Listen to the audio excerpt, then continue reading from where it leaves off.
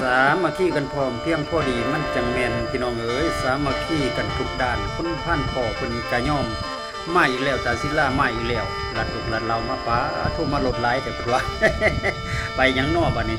มื้อนี้ตาศิลาสิพามาเบิ่งเด้อพี่น้องเด้อหลังจากที่ว่าได้เห็นเนาะตาศิลาโพสต์ลงอันน่ะเป็นขัวหรือว่าชลประทานขนาดน้อยหรือว่าขัวจมเนาะอยู่ที่บ้านห้วยนครไกรสอนแขวงสวรรณเขตนี่ล่ะเนาะเพราะว่ามื้อนี้หั่นจะได้มีพิธีการมอบรับเพื่อให้ได้ไต่ให้ได้เที่ยวเนาะหลังจากโครงการเพิ่นสิได้เฮ็ดสำเร็จแล้วเนาะเพิ่นก็ได้มีการมอบรับโครงการนี้แม่นได้ทุนฮ้อนมาจากไสว่าซั่นเว้ย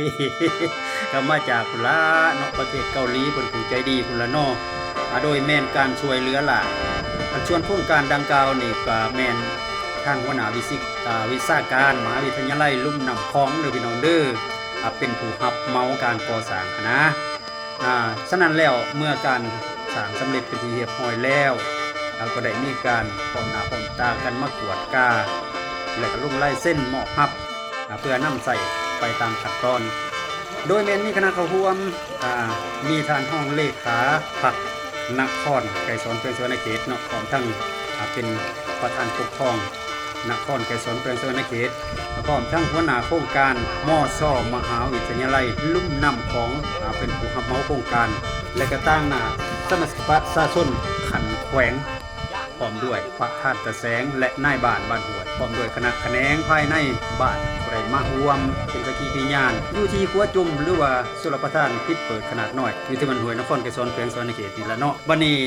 ก็มีบางตอนเนาะสำหรับทางหัวหน้าโครงการเพิ่นจะได้รายงานเพราะข้าพเจ้านี่ก็เข้าบำนาญแล้วก็เคยเรียนวิชาทางนี้อะไรอยากน้ำไส้วันนี้เห็นเขาประกาศตลอดว่าสากลนะมีทุนหันทุนนี่ครับผมมีไปเขียนเนี่ยคือเลยมาเขียนลงเบิ้งพร้อมทิ้งสุดท้ายมาละได้ทวิตเขาแจ้งมาทวิตพวกเจ้าแข่งกัน200เด้อแล้วเราเขาได้2โครงการจาก200ทั้งหมดเขายืนเลยเป็นขึ้นของรัฐบาลเกาหลีมาร่วมกับรัฐบาลแม่น้ำของนะบ้านเขาก็กำหนดสถานที่กำหนดมาอย่างนะครับเขาว่าเห็นบนสังเกตเห็นเลยทั้งแรงทั้งท่วมปัญหาของบ้านเขาย่างฝนก็มีหลายโทษยามแรงก็ขาดจนมาน้ำที่ให้หัวไฟกินกับผมนี้ท่านท้าว่าเขาไปเขาจึงถือว่าปัจจัยนี้น้ำมันเป็นปัจจัยหลักเนาะมีน้ำแล้วคอยแต่ละบ่อนคอยคิดเก็บการผลิตแล้ววันนี้จะมาคิดเป็นงบประมาณโครงการบัตรการที่คิดเป็นแว่ว่า4-5 ตื้อกีบโอ้มันโบผ่านเขาได้นอนก็เลิกแท้เจ้าพี่เลยเนาะเอาไปเฮ็ดได้น้อยนอนแนวความคิดก็เฮ็ดน้อยแต่ว่าเอาให้มันมีประสิทธิผลโดยมีการมีส่วนร่วมของชุมชนนะก็เลยมาออกแบบฝ่ายนี้สมทบกับทางชลประทานแขวงเนาะคิดไอเดียคิดแนวความคิดโค้มันจะเป็นอันนี้น้ำอยู่หันเป็นอะไรเอาไปลงอยู่3ตัวเมือง2ตัวเมือง1นครเนาะอยู่เขตหนองบกเป็น4บ้านเนาะ4บ้าน4ฝ่ายอยู่เขตไซบุรีหรือ1บอนก็ไปสมทบกับทางเมืองเพิ่นก็กำหนดต้องเอาอยู่หน้าซอกเพิ่นนะบอนนี้หลักฐานอยู่ที่มานี่นะก็แต่วิทย์ก็ขึ้นเอาว่าอยู่บ้านซอกเขาก็ครอบว่าหน้าซอกเขามีฝ่ายใหญ่แล้วเพิ่นว่าขึ้นไปเบิ่งโน้เบิ่งทั้งพันลองดูโน้นะขอบใจนะครับเนาะนะของเขานี่เป็น2 เมตรนักเทศซานมาทางหน้าซานมาทางหลังไม่เลิกไปวันนี้ตัวนี้อันนี้การที่ว่าของเขานี่มัน2จุดประสงค์1ละแมนเอาเบิ้งเบิ้งสุดท้ายนี่ก็สิแมนทางสำหรับการไปกันมาพอเวลาก่อสร้างนี่เป็นขวดจมเวลาก่อสร้างนี่เห็นคนพากนี่เนาะบน1รถไถบน1รถยักษ์ฆ่ากันเพื่ออยู่มาสมือนี่ก็เลยว่าสะดวกเนาะแต่นะก็แล้ววันนี้เห็นถ้าเป็นทางเนาะทางนี่ก็ไล่มาประมาณ15 เมตรเพิ่งจะเสริมให้ถึง20เนาะ20ทางนั้นเนาะแล้วเฮ็ดให้ย่างลงอีก5 ขานี่สำคัญเนาะ5 ขาสำคัญนะแล้ววันนี้ถ้าเราเห็นหลายบ่อนก็แม่นเอาตัวอย่างที่สุดก็แม่นบ่อนสร้างกำแพงเนาะบ่แม่นกำแพงกันกำฟังเจือนเนาะเอาหินผ่าพุ่นแล้วมาใส่พวกข้าพเจ้าก็ฮู้บ่แม่นบ่ฮู้ได้ในนามวิชาการเนาะแต่มาสังเกตมือนั่นเวลาเขามาว่าผู้ชมทางวิชาการทางชลประทานเพื่อก็แนะนำว่าได้เสื้อมั่นได้เนาะ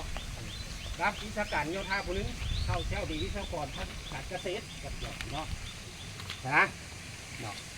แล้วก็มาเบิ่งว่าเขาเฮ็ดตามหันไปบ่ถ้าทางนั้นไปตามหันไปบ่นี่นะเนาะให้มั่นใจเนาะอันนี้เป็นเขียนละเอียดไว้แล้วก็เฮ็ดตามหันเนาะแต่สิ่งที่เรากังวลปัจจุบันนี้โอ้น้ำมาแห้งมันสิบ่ได้นะบ่ได้นี่ดอกโอเครักษาน้ำกันได้บัดนี้ได้เพราะออกแบบแต่ต้นทับหูน้ำกันแต่ทางเทคนิคก็ยั่งยืนเลยได้ว่าแม่นมันทนเนาะทนได้แต่ว่ามันเซาะบ่ทางแคมไปกว้างไปกว่านี้มันก็มันว่าเรื่องงบก็ได้บัดนี้เนาะแห้งฮับน้ำหนักนี่เนาะมันจะมีแห้งนีบเนาะนีบเป็นสองอัน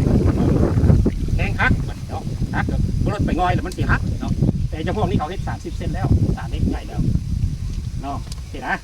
แต่ว่าเวลาเริ่มแต่ต้นในบ้านก็ยังยืนแล้ววะโอ้ยรถเที่ยวเขาหนึ่งก็เท่าไรก็ตกสูงสุดก็2 ต้นสิเด้เนาะบ่เขาไล่10 ต้นไว้แต่ไก่10 ต้นเลยเป็นบ่เที่ยวเนาะบ่เที่ยวมันสิอันตรายเนาะเห็นนะเนาะกระดาษแต่แม่นอยู่นี่หันสูงแม่น2 เมตรครึ่งกว้าง1 เมตร 50เนาะแต่กว้างกว่าหันบ่ได้เพราะว่าการทำแพงของคานเนี่ยนะมันจะมีปัญหาเนาะแล้วก็ประมาณ500 เมตรก้อนต่อชั่วโมงเนาะระยะตัดทำเดี๋ยวนี้ก็ความสูงมีแต่10 เซนเนาะ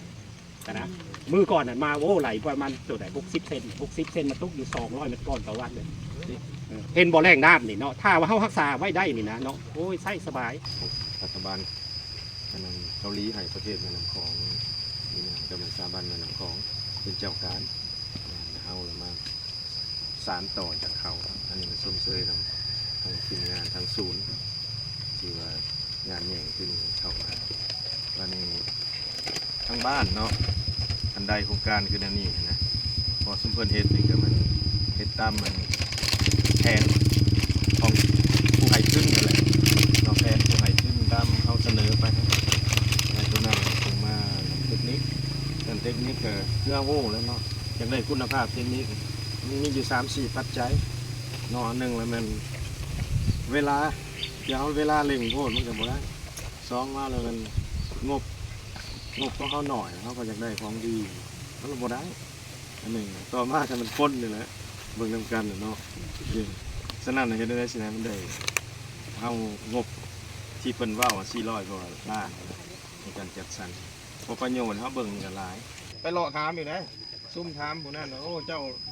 อันน่ะฮู้บ่โครงการนี่มีส่วนร่วมในใดได้ประโยชน์ในใดเนาะอยู่ในหันผมก็อยากให้จักหน่อย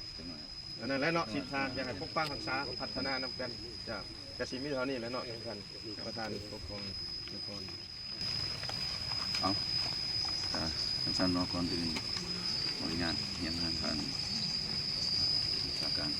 ารมุขตอนเขตกับทาง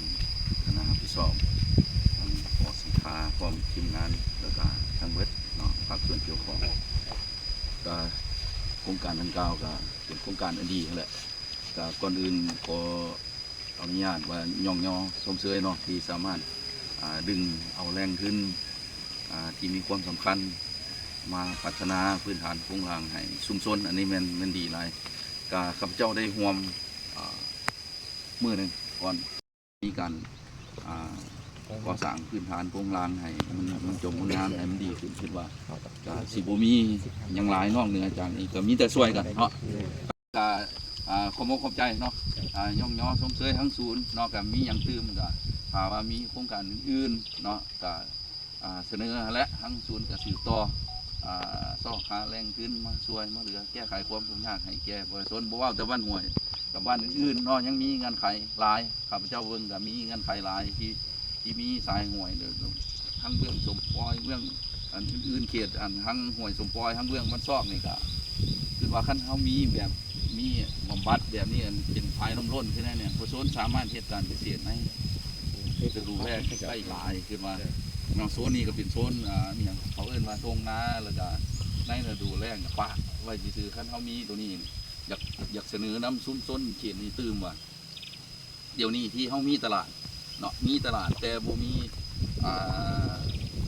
ผลิตภัณฑ์การเกษตรตอบสนองให้อันนึงแมนสลีอาหารสัตว์บรรดาฟาร์มต่างๆฟาร์มหมูฟาร์มไก่เดี๋ยวนี้ ซื้อสลีอาหารสัตว์มาแค่หลวงพ่อบางเชียงขวงเชียงบุรีแก้ไขความทุกข์ยากแบบนี้อันนี้ครับเจ้าเห็นดีหลายอันอื่นคือว่าก็มีความต้องการเหมือนกันแต่ว่าห้าฐานบวกแข็งแห้งค่ะห้าฐานบวกแข็งแห้งเด้อเศรษฐกิจเฮาก็สิบ่ไปแล้วประชาชนยังทุกข์ยากคือเก่าอันนี้แม่นการแก้ไขความทุกข์ยากแท้ๆอันนี้ให้แก้ประชาชนเนาะก็ขออนุญาตขอบอกขอบใจที่เสียสละเวลาอันมีค่าแล้วก็ดึงขึ้นง้อนส่วนหนึ่งก็เป็นขึ้นส่วนตัวเนาะกับเจ้าในน้ำมาให้นครไกรสอนกับบ่มีหยังเนาะก็มีแต่คำขอบอกขอบใจเนาะที่เอาใจใส่เนาะช่วยเหลือสิ่งใดที่ดึงมาได้ก็มาช่วยมาเหลือเฮ็ดให้นครไกรสอนการมีใบหน้าใบตาใหม่ขอให้ทานฟังเบิดเนาะจงมีสุขภาพเข้มแข็งแข็งแรง